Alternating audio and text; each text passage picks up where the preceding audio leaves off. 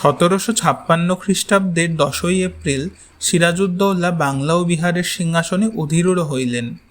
তৎকালে দিল্লির সম্রাট এমন দুরবস্থায় পড়িয়াছিলেন যে নূতন নবাব আর তাহার নিকট সনদ প্রার্থনা করা আবশ্যক বোধ করিলেন না।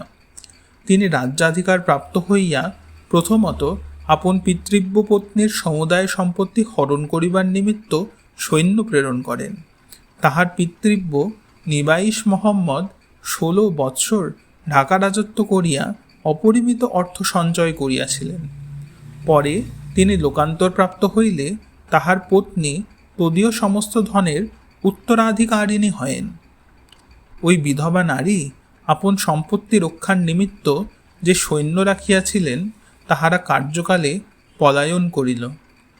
সুতরাং তাহার সমুদয় ঐশ্বর্য নির্বিবাদে নবাবের প্রাসাদে প্রেরিত হইল এবং তিনিও সহজেই আপন বাসস্থান হইতে বহিষ্কৃতা হইলেন।